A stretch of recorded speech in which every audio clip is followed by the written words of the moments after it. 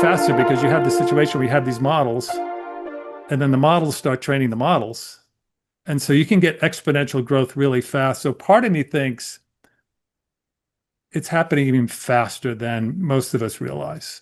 A lot of what they do is not having to do with numbers. It's basically doing, coaching and management of client emotions. Um, so then the next question is, can AI do that?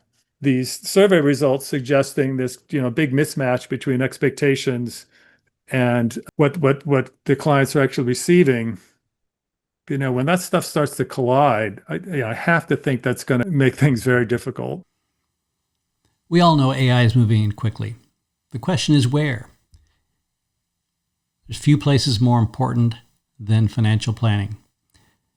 There are big numbers at stake, particularly in retirement years, and it's going to impact both the professionals and the consumers. There's no better person to talk to about this than Dr. Chris Heye.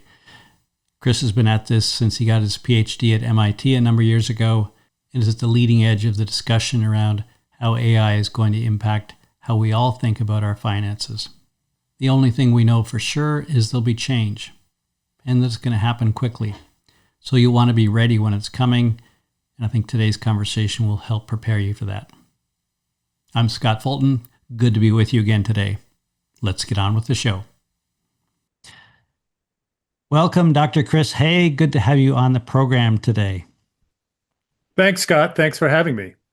I'll give a quick intro here, and you can steer me in the right direction if I get too far off track. But Dr. Chris Heye is CEO and founder of Wealthcare Solutions and Wealthcare Planning LLC.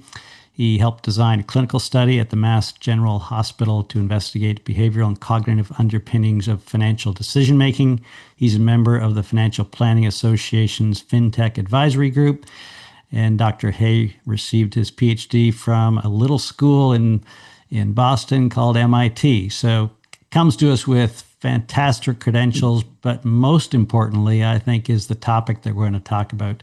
And that's really around this fast changing landscape between longevity and AI coming together. And I don't think most of us, even in the industry, have a very good understanding of what all is about to happen, let alone kind of the consumers out there and what's likely to happen. So that's really the place that I'm hoping to explore with you today, because I think in this world, there aren't many people who have an understanding the way you do. So I'm really looking forward to our conversation. Thanks, Scott. Yeah, very happy to be here and understand tend to be sort of complex subjects with a lot of uncertainty, but hopefully I can shed a little bit of light on this issue and offer some of my opinions about what I think is happening now and what's likely to transpire over the next few years. Perfect. One of the dangers with everything, right? We've put labels on all sorts of things, and we all quickly assume we all have the same understanding of whatever that label is. And I think the label we should maybe get pinned down before we start, at least for the context of our conversation, is longevity risk. We hear it in the financial industry, not necessarily at a level that I would think. It's one of those marketing terms as opposed to a technical term, perhaps. So give us your take on longevity risk and why it matters, and just kind of talk to us about some of the aspects of that.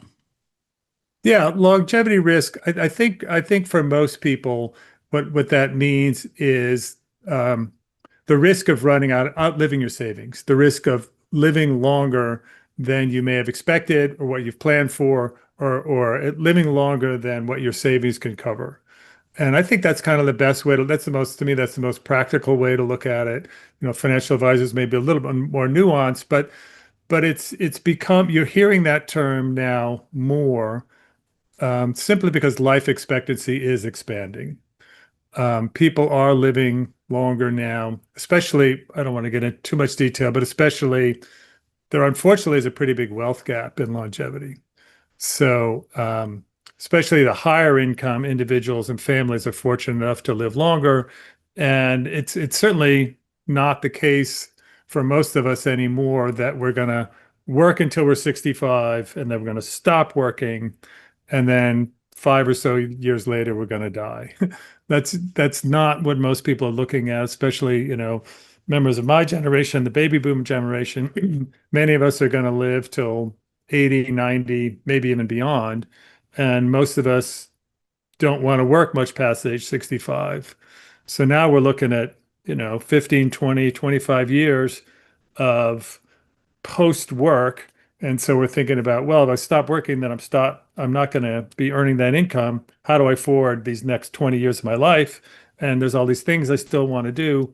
So I think that's a major concern, especially among people now, especially in their 50s and 60s, is how are they going to afford and prepare for those additional 20 years that they've been looking forward to now for decades. Great. And maybe as you're talking there, I'll kind of pull in some other research that I've done just to give people some more context on what longevity should mean to them. We hear life expectancy thrown out all the time, and we know it nosedived during the COVID pandemic and hasn't really rebounded the way everyone predicted, which typically happens actually following for example, an influenza outbreak. Hmm. Historically we see some rebounding. But for someone who's 65 today, their life expectancy is not 77 in terms of the national.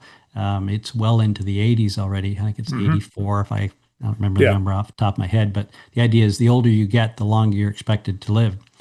The other thing in my research, which I found really interesting, is changed around 2010. Essentially, everything changed in the game around 2010.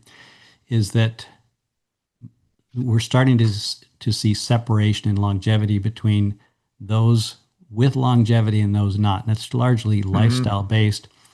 And so there's actually a widening gap between the have and Hmm. have nots of wealth. And so and when I say wealth, I'm talking about health as part of really the Hmm. core of wealth. And so if you're healthy and if you have some funds, but particularly if you're healthy, the chance of living much longer than what you're hearing your friends is higher than you probably Hmm. think. Not just the marketing things out there, but it really is a something you need to understand and be factoring in, and not necessarily relying on your financial planner to maybe have taken that into account when they do it. So the whole idea of longevity risk, I think, is a really interesting place. But let's get into, I guess, maybe what we see in the marketplace around Hmm. what's happening around the consumers or clients if they have a Hmm. planner, and versus on the financial planning side. Because I think in my experience, those worlds are not nearly as well connected as everyone would like to think they are. No, that's right. I enjoy looking at these surveys as well. I mean, they can be a little disconcerting, but there are now several surveys that ask. It's usually one type of survey is asked. They ask consumers, "What are you receiving from your financial advisor? What types of service are you receiving, and what types of service are you expecting or wanting?" Related surveys when they you ask the financial professional and the financial advisor, or excuse me, the financial advisor clients asked about a specific set of services. In other words, you might ask, are you receiving estate planning services? And the client will say no, and the advisor will say yes. Um, so there tends to be a pretty large dichotomy between what most financial advisor clients want and what they're actually getting. Um, and these gaps can be quite large. There was a study a few years ago. I'm just looking at it now. Services expected versus services received, and 94% of financial professional clients want trust services, and only 10% are getting it. You know, 96% want wealth transfer advice, and only 24% are getting them. Um, 83% want long-term care insurance advice, and only 14% are getting them. And for me, if you drill down and look at the numbers, to me, the expectations are precisely what you would anticipate an older client base would want from their advisors. And there's other, they want life insurance advice, they want healthcare insurance advice, and they're not getting any of that.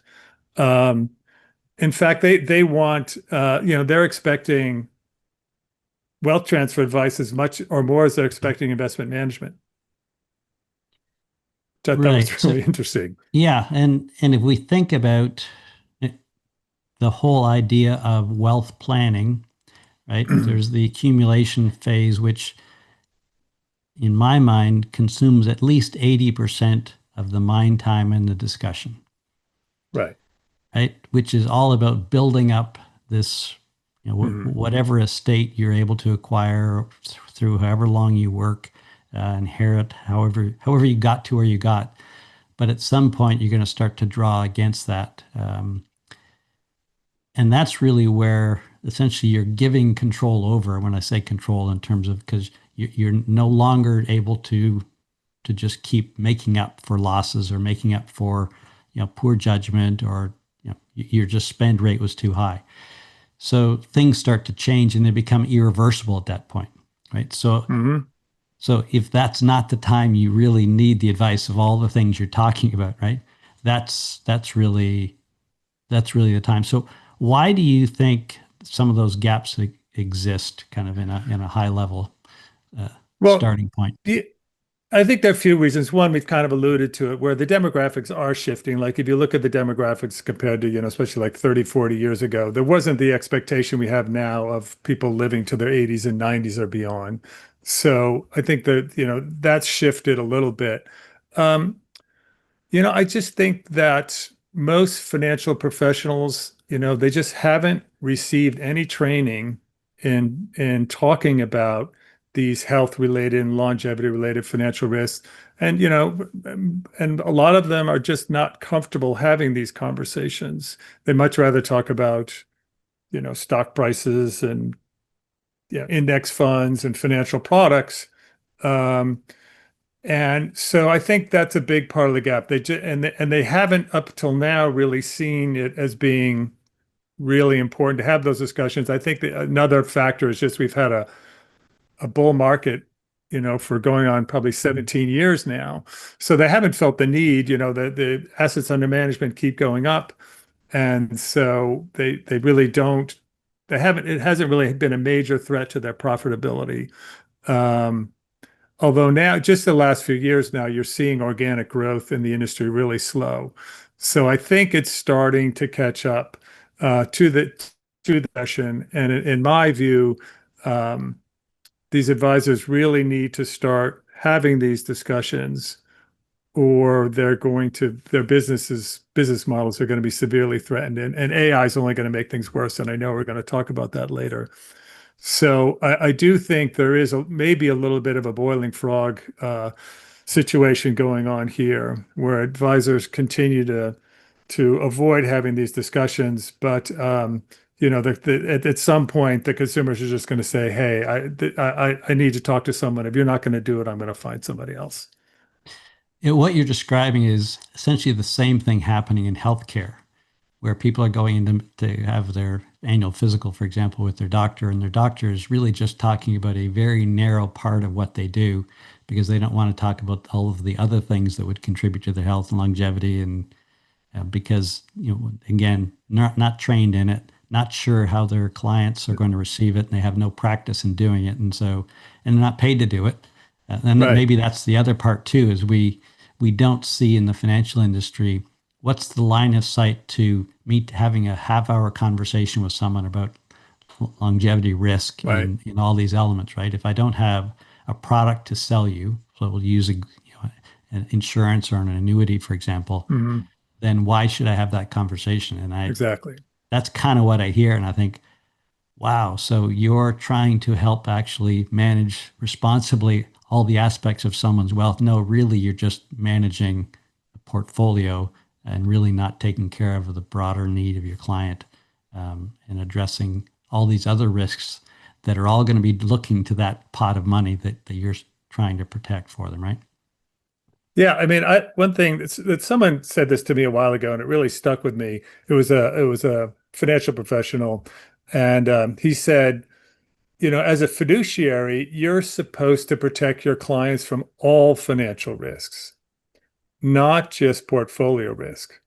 And so when you think about the biggest risk to financial retirement security, It's usually, well, you don't even have to listen to me. Look at these surveys.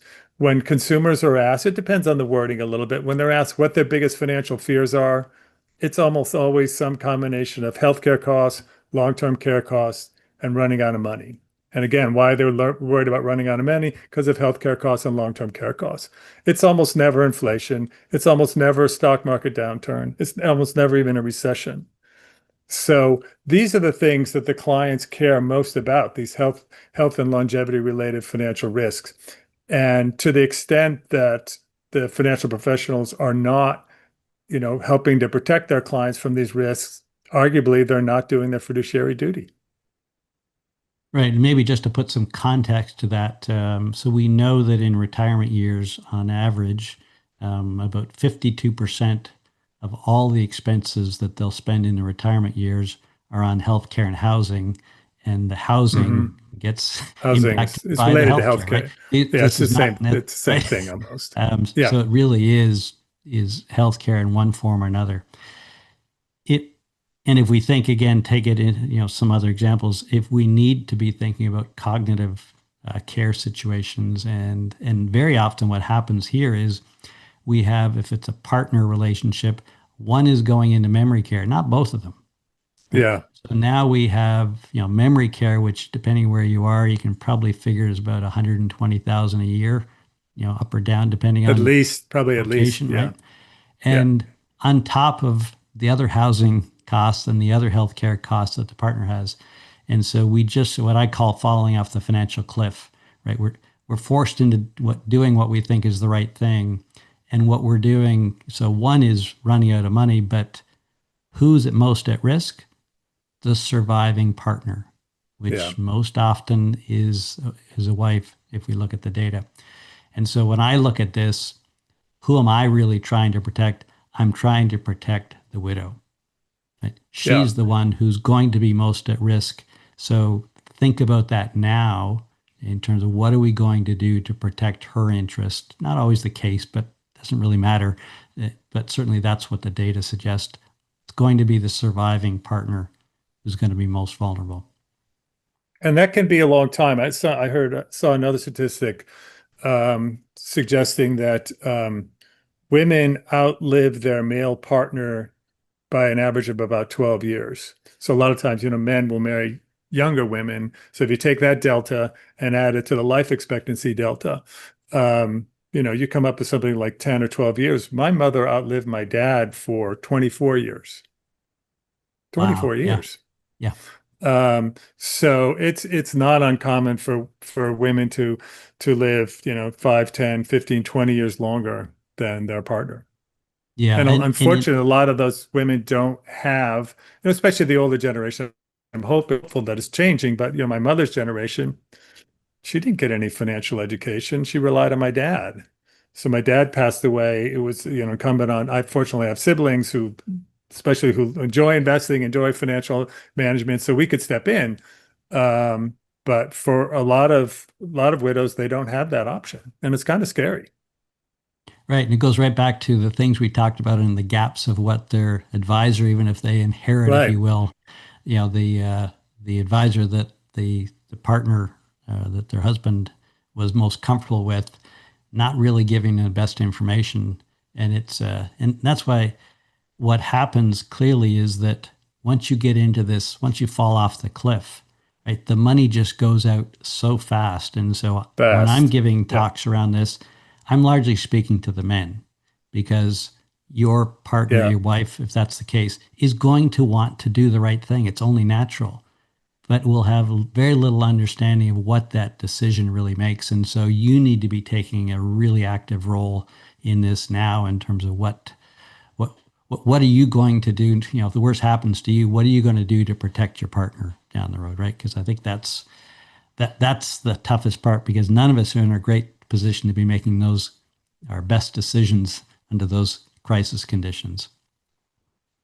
Yeah, and the other thing I just say is it really indicates the importance of advanced planning because, and I think we'll probably talk about this at some point, is that the scary thing about cognitive decline is that it starts to happen to many people just when they have the most amount of wealth and they need the most help planning and need to make the most informed and optimal decisions. And just when that time comes, many of them lose capacity to make those decisions. And that's a really dangerous state to be in. And I've seen some really horrific things happen to families that got to that point and who lost literally millions of dollars.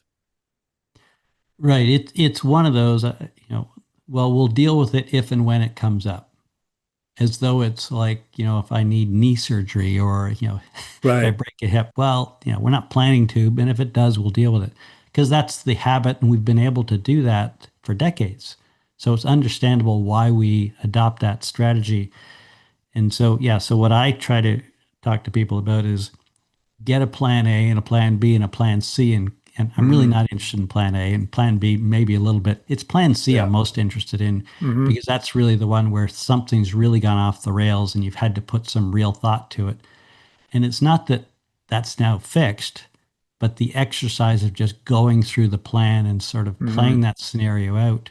Like, are you going to stay where you are today? Are you going to move in with with someone else? Are you going Yeah. to do some partner housing? Any number of options. It's not a question of what's the right one.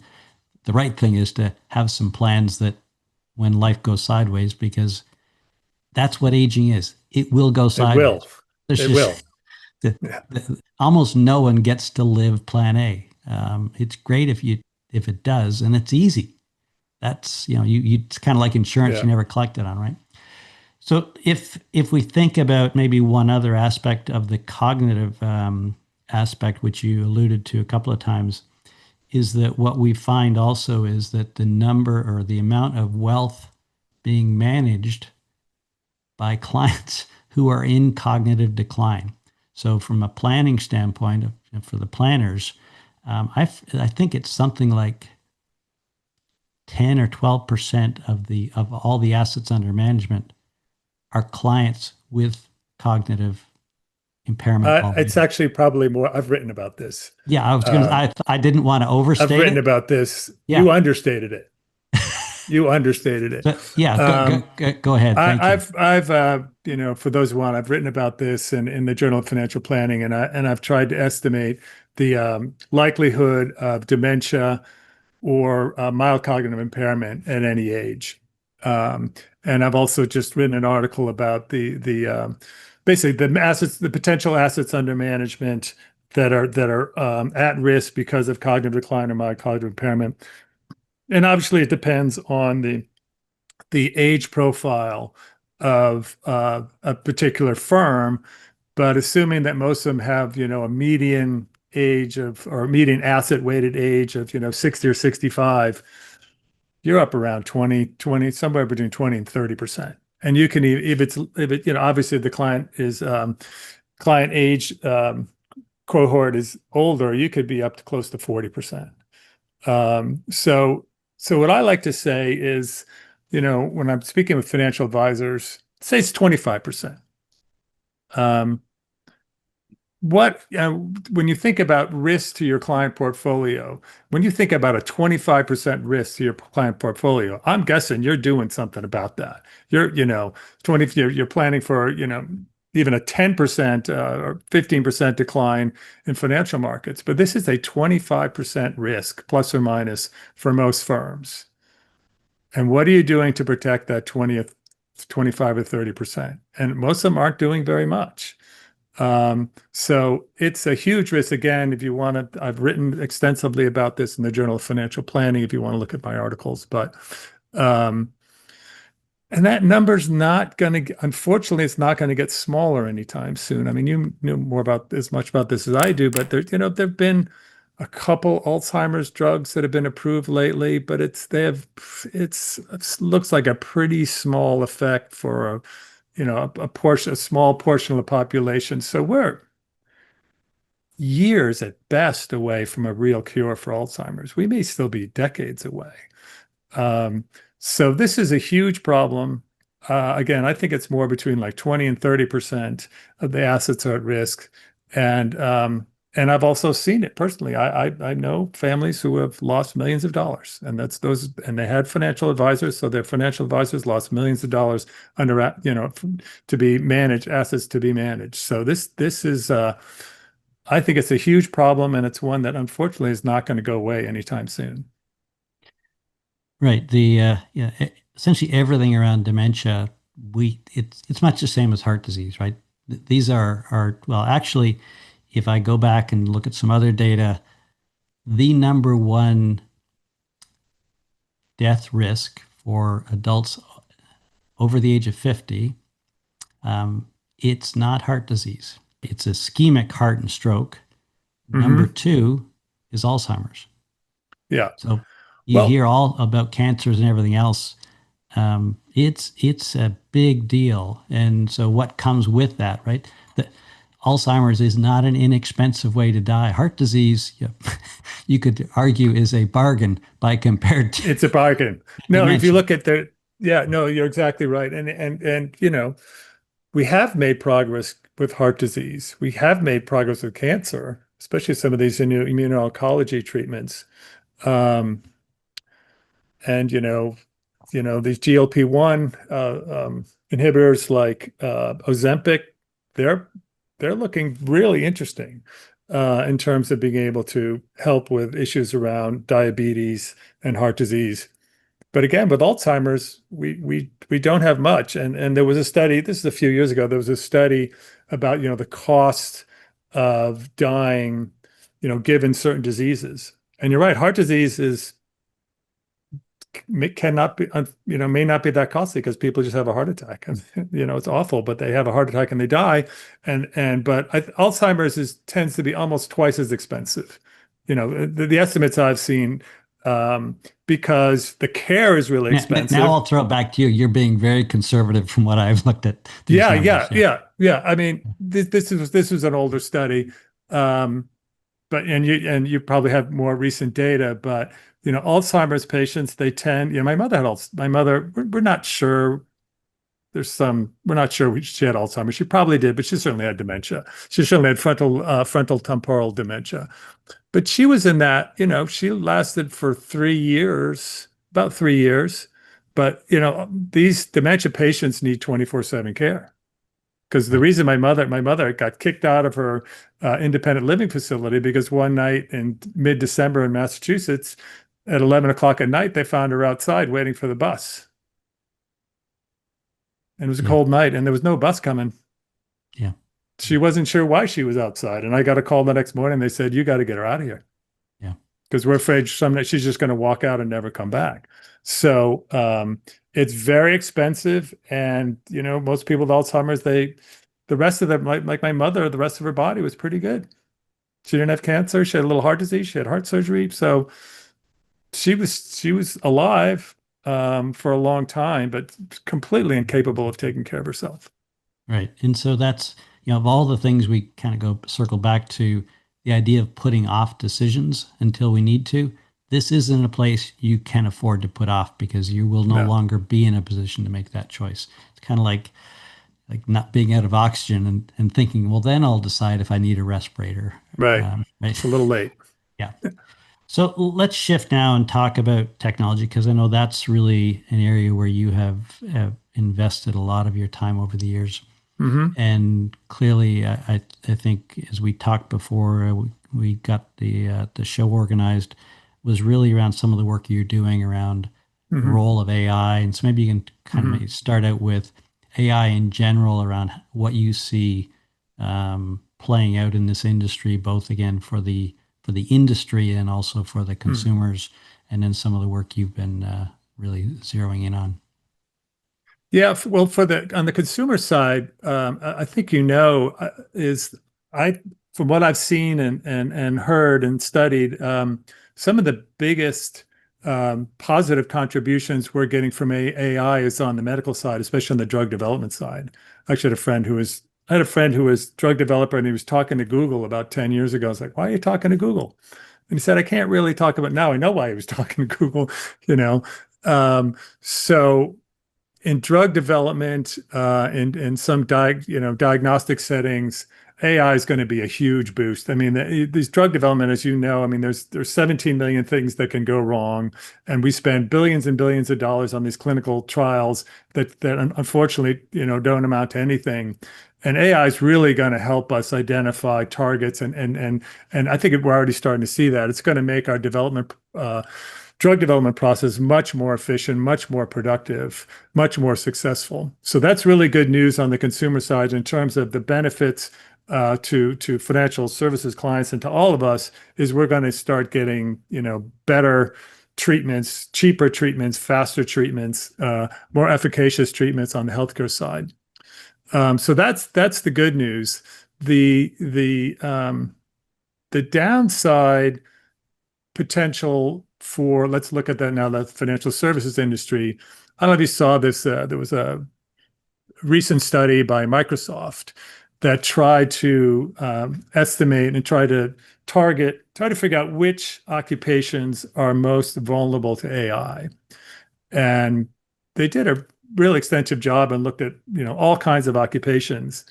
And what they found is that financial advisors look pretty vulnerable. They basically had this score. It's a weird scoring, went from 0 to like 0.48 or something. And financial professionals were at like, well, the 0.48 was like, for some reason, that historians, translators, those are the most vulnerable. My dad was an historian, so I feel kind of bad about that. And then at the bottom, you get like, dredge operators and the guys who do I forget what you call it, the very, very, very manual labor. Right, right. Um, but Guy in the the end of the financial jackhammer. advisors, the jackhammer, I think it was like jackhammer operators or something like that. I remember dredge operators. That was my favorite, I think. Um, so, but financial professionals were like at 0.35, which was pretty high up there. And of course, that brought out a lot of consternation within the industry, and the overwhelming response was, no, that's not going to happen. And in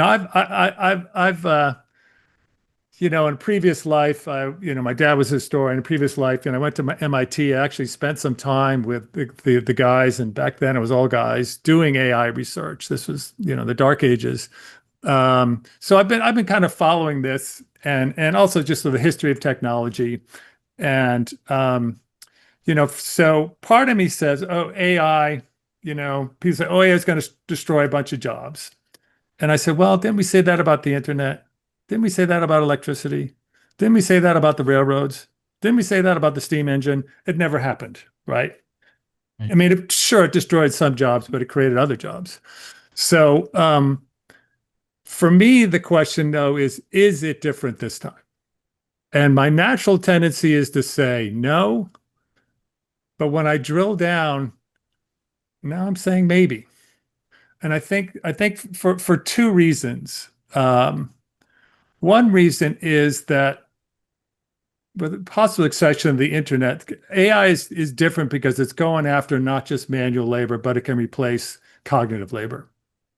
That wasn't really the case with the railroads or the steam engine or electricity. Um, so it seems to be broader in scope in terms of the types of occupations that it can replace. And the other thing about AI is the speed. So when we look at railroads, it takes a long time to build a railroad. It took a long time to build, electricity grid, and then you build it, then you have to get, people adapting to it. And usually these innovations often take decades Right, for, right, the internet was around really in 1993. When did Netscape come out? 93, 94. You could say it took at least 10 years before it really got going. But anyway, AI seems like it's going faster because you have this situation where you have these models, and then the models start training the models. And so you can get exponential growth really fast. So part of me thinks it's happening even faster than most of us realize. So that's why I think this time could be different. And then to me, that the next question is, the typical response for financial professionals, and I think it's very valid response is, no, AI can't replace us because of the human connection component. And I think that obviously there's a lot to it. And you could argue that most of what financial advisors do is a lot of what they do is not having to do with numbers. It's basically doing, coaching and management of client emotions. Um, so then the next question is, can AI do that? And part of me says, maybe. Um, they just you probably familiar. There's something called the Turing test, which is it was an English computer scientist in the 1940s who devised this idea of a test where if you cannot, can you distinguish a human from a machine? Like if I'm talking to you, can I tell if it's you or a machine? And ChatGPT 4.5 in I think April passed pretty strongly passed the version of the Turing test, way before a lot of people thought that would. Right, right. Um, so to me, those are the two big questions. Is it different this time? And to what extent can AI replace human connections? And the answer is yes, it's different. Yes, they can replace human connections. Then I think financial professionals are in a lot of trouble. Again, it's not going to happen overnight. Um, and I think a lot of the professionals say, yeah, we survived the internet, we survived, 2008, we survived robo advisors, we'll be fine. I don't know. I don't know. I'm a little bit skeptical. Um, and again, when you compound that with these survey results suggesting this, big mismatch between expectations and what the clients are actually receiving, when that stuff starts to collide, I have to think that's going to be make things very difficult for a lot of financial advisors.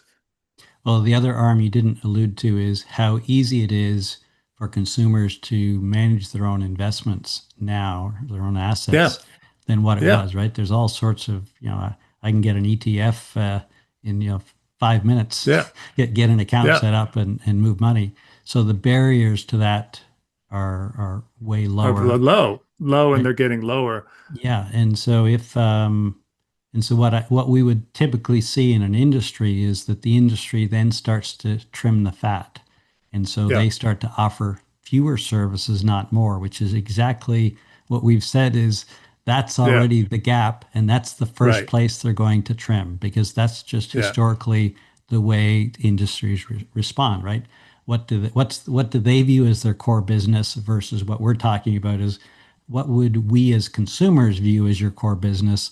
And there's this disconnect that's there. And so we'll see, I predict a split between some will be moving in the where the ball's going and others will be stuck in how the game used to be played.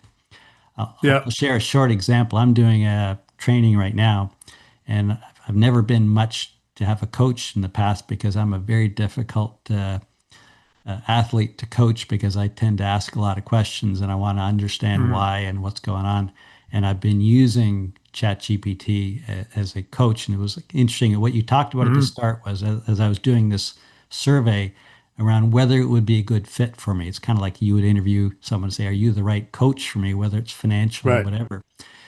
And it was very clear was, and to the point where you talked about was, well, essentially I would describe it to say it professes that it's not a good cheerleader, even though it's very positive in its response and Right. language. That's not what it's trying to portray itself as.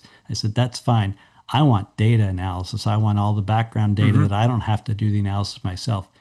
It is phenomenal as Phenomenal. a coach, and I'm thinking Mm, every person who's thinking about being a coach out there to train athletes, I'm not sure why I would pay that kind of money when I get yeah, it.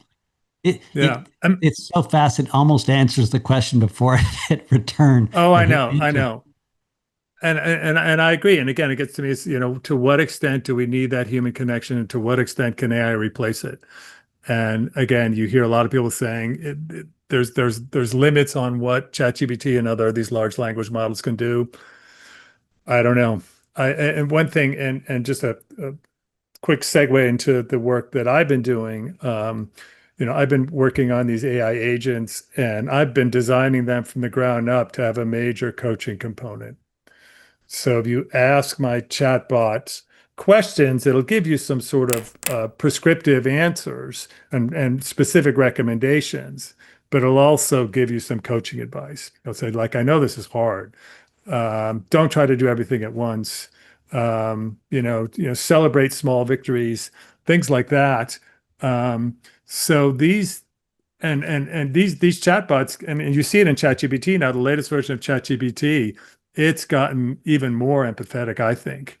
And some people think it's maybe gone a little too far, but the idea that these chatbots can become sort of financial therapists to me is not that far-fetched. I don't think at all, because if you look at, well, I use my own example of how much coaching have I got, right? Is it a couple of times a year? It's not even that right now, based on Yeah, the support I've had, because it wasn't good enough to justify getting the higher service, because the high service was, well, we'll have 4 touch points over the course of a year, relative right. to I've got some anxiety going on and I can go to a chatbot and get an answer with, and it may be back and forth a few times where I understand the right question. And maybe that's the place to take this is everyone's who maybe has anxiety around AI. I kind of tell people when I talk about it is it's only as good as the questions you know to ask it. And it sounds like that's Hmm. probably what you're talking about with your chatbot is trying to lead you to ask better questions. It Yeah. can't magically come up with answers if you're not asking it the right questions, right? Yeah. So part of what I've done is to add additional prompts. If they ask about estate planning, for example, I'll give an answer and then I'll point them other directions and I'll, insert some follow-up question. Do you interested in this aspect of financial? You want to find more about the tax consequences? Do you want to find more about different types of trusts? So I'll lead the user a little bit to help them figure out exactly what questions they do need to ask. But I do because I do think that's really important. Especially with some of this financial planning and healthcare planning, as for an average person, even if for a very well-educated person, this can be overwhelming. And there's kind of this sense where I don't even know where to start. And I don't know how all these dots get connected. So that's where I think I'd like to think that, the type of agents that I build can be a little bit more helpful than ChatGPT in that we're kind of a little bit narrower and deeper, and we can program, I can add the tools, I can add these additional prompts. I can really curate the knowledge base that the user accesses when it asks questions. So I can take the user a little bit further down the road than what a typical ChatGPT session might do. Right. And I think that's if people have had much experience with AI, what they should be picking up, like in medical worlds, we don't use Chat GPT, right? Chat GPT is Mhm. kind of Yeah, like the Google, right, of the internet. right, It's really good at a broad section of areas, but as soon as you want to go deeper and get serious about something, right. you need to be in something that's tailored around it. And the other likelihood, which I assume is there's probably more checks and balances around, does this number make sense, or did it, I see in Sure. ChatGPT makes mistakes all the time around units.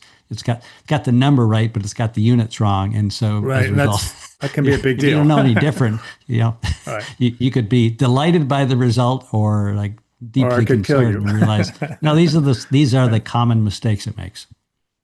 Yes.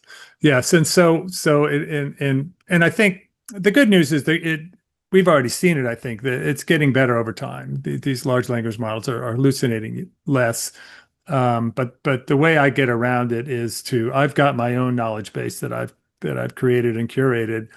Um, and when a user asks, queries my bot, my bot's only looking in the knowledge base that I've created. It's not going out and doing internet searches. Okay.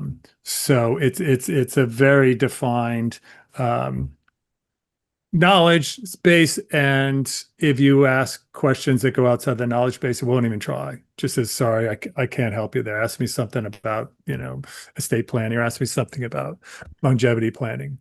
Right. So So you've that actually got that's a a human component on the input of what you're constantly feeding into Yeah, your knowledge I've base. It's literally been looked at filtered and screened. Yeah. I've looked at every word that's in. I have a very large knowledge base, but I reviewed every bit of it, and I'm continuing to add to it. But it goes through a review process before it ends up in the knowledge base. So the obvious question is who's using your knowledge base or who can use your knowledge base? So I've developed two types of chatbots. One is primarily for use by financial professionals, mostly financial professionals. Legal professionals could potentially use it, and then the other set of bots are more for consumers slash clients. Um, the professional bots are more geared towards helping advisors have those difficult conversations. Like I get it. I understand. You haven't been trained in having these conversations, and they can be difficult. Um, but I like to say that you can still have meaningful conversations, even if you're not a therapist, even if you're not a doctor. Basically, you need to be, I joke, you need to have two characteristics. You need to be a human being, and you need to be capable of a little bit of empathy. That's all. Like if you're my client, Scott comes in, you say, my wife just died. I just say, oh my God, Scott, I can't believe that happened. I can't imagine what you're going through. That's horrible. Don't, if I'm the teleprofessional, don't even talk about finances. Don't even go Right. there. Right. Let Scott speak. Let Scott speak for an hour and don't say anything. That type of advice. Or just like treat Scott like he's your brother. How would you want your father to be treated? Right. Okay, you got an idea that way. So anyway, and there's a lot of other educational, but we've got conversation starter scripts, we've got practice scenarios, we've got just basic tips, and most of these were developed by some really fantastic psychiatrists that I work with. Um, Whereas the consumer facing bots are a little broader. They're more about sort of health and wealth planning or later in life planning. It's not quite retirement planning. I'm still kind of searching for the right term to use, but it's really planning for the bad stuff that can happen to you later in life. And later in life usually means, if you look at a lot of these diseases, it's somewhere, some of them start even in the late 40s. But as you know, 50s and 60s, first diagnosis of, cancers, diabetes, um, heart disease.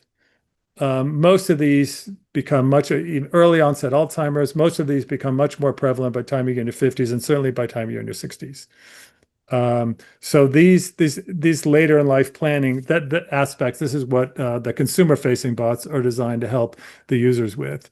And again, this stuff to me is it's inevitable, and at some point you just can't separate health from wealth because financial decisions affect your mental and physical health, and healthcare decisions affect your finances. They're just really two sides of the same coin.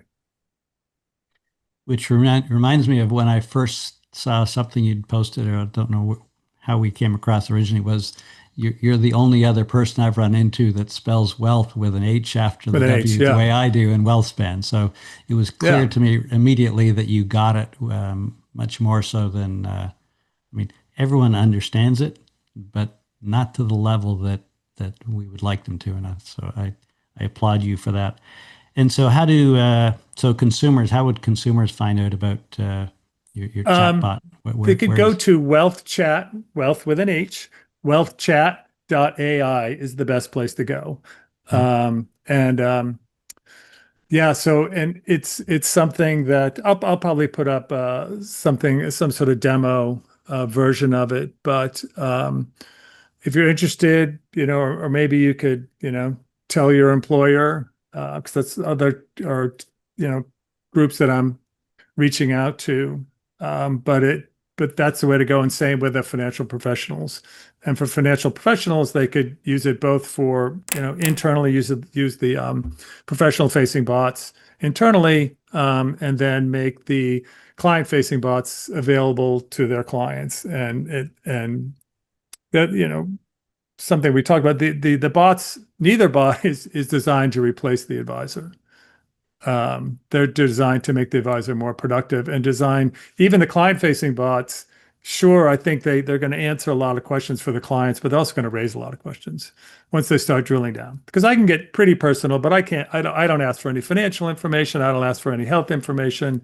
So my expectation is that the consumer-facing bots are actually going to drive the consumers back to their advisors and enable them to have even higher level conversations, more informed conversations, and actually help build the loyalty and the trust between the advisor and the client. That's the goal anyway. And that's exactly where I want to ask you kind of what you, I think you're talking about the future, and that's where I've seen where I believe the future has to go because it's again, this whole health and wealth, they overlap in so many ways, not just the implications of each other, but around like when you come for a conversation, you come prepared to ask much better questions. And so you Yeah, will take away more. And so from again, we look at let's assume the financial planners are under tremendous stress as business operators. They're going to have to be much more efficient around how they use their time. And so they want to spend their time doing high value work with clients yeah. because they just won't have the luxury for anything else, right? There just won't be the bandwidth that they have enjoyed for all these years. Yeah, I think the future is going. I think there's a few things that are going to characterize the future. I mean, you've seen this already with some companies. They're especially the bigger companies. They're literally hiring therapists, or they're hiring geriatricians, or even PhD, MD psychiatrists. I think you might see more of that because again, I think AI is just going to take more and more take over the more mundane task of investment management and tax management and back office operations. And we're seeing a lot in marketing now. So it's going to free up a lot of time. And I think where that time is best going to be used is focusing on more of these, soft areas of, coaching and managing expectations and managing clients' emotions. So again, I wouldn't be surprised if more and more firms hire people who that's their job, or divorce therapists. There are some firms now that focus on recently divorced. So you're going to see. I think you're going to see more of that, and I think what you're going to be seeing also is something moving more almost towards like a concierge model. I think that one example that I like to use is, if you look at travel agents, like internet kind of wiped out a lot of basic travel agents, right? You when you're flying to New York, you don't use a travel agent anymore, right? You're Right. flying to Europe, but if you're going on a family vacation to Europe and you want to do a bike trip and you're going to five different hotels and there's a tour guide you want to work with, then you might say, that's a lot. So I think you know one part will be managing emotions and another part will be managing complexity. I think the advisors who can do both of those are the ones most likely to survive. The ones that are just doing basic portfolio management, very simple financial planning, it's hard for me to imagine that those are going to last much longer. 5 years from now, I just have to think there's going to, especially younger people. I mean, I talked to my son. It's like, why would I? And I had this conversation, and he doesn't. He's a financial professional, and he even said later in life, when if I have kids and maybe then, but now I can do this all myself. Right. Yeah, they're used to those engagements in terms of what they're using technology for already, and it would be Yeah, like that's the yeah, default. That it's yeah. not new to them. They've essentially No, adopted it at every step. So, well, Chris, I knew I was going to enjoy our conversation, and I'm glad we didn't have it all beforehand because a lot of it's new to good, me as we've gone through here, good. and it's just I I think it's an incredibly exciting time for those who are ready to embrace it. And I do probably, too. yeah, this to me, again, you going back to saying how quickly AI is moving, if it feels like you're jumping in early, I don't think there is a way to jump in too early. No, Essentially, no. the state of it, of everything right now is ready. It's just a question of getting yourself up to speed, getting used to it. And yeah, I think it's really exciting. Yeah, it'll be interesting to to see, like, in 3 to 5 years, how much has changed. And I think everything that you've predicted, I have high confidence there isn't much uncertainty about it. It'll be more around what didn't we expect that also came with Yeah, it, perhaps. there's always externalities, but again, if I were to predict, I would say things are going to move faster than most of us expect. Great. Well, I'll put the links down in the show notes for people to be able Excellent. to learn more. And yeah, it's just been a treat. Hopefully, we can come back and talk about how that's progressing, because it's an That'd area be where great. I have had an interest and wanted to talk about a lot more. But quite honestly, there haven't been that many that are willing to step up and have the conversation. So it was great to Anytime, just like have I you. say, a month from now, I might have a different opinion on this. I don't, it's happening that It could fast. all have Probably changed not, quickly. Yeah. but maybe 6 months or a year from now, it might be a different conversation. Right. Well, it'll be different. The question is how different, right? So, Yeah, exactly. well, thank you so much, and good luck. And I know you're going to have great success with it. So thank you. Thanks, Scott. Thanks for having me on today. It was a lot of fun. Super informative. Hope you enjoyed today's show. Great to have you part of our over 10,000 strong WealthSpan community. Remember to subscribe if you'd like to learn about our upcoming shows. And as always, make sure you provide some feedback, whether that's a thumbs up or a comment, a question. They're all welcome. If you'd like to subscribe to our quarterly newsletter, you can do that at wealthspan.com. We're always looking for show ideas, or maybe you think you'd like to be a guest. Again, please reach out to book a motivational talk or inquire about our leadership workshops. Email me at info@wealthspan.com. Until next time, stay engaged, stay curious, and take good care of you and those in your care.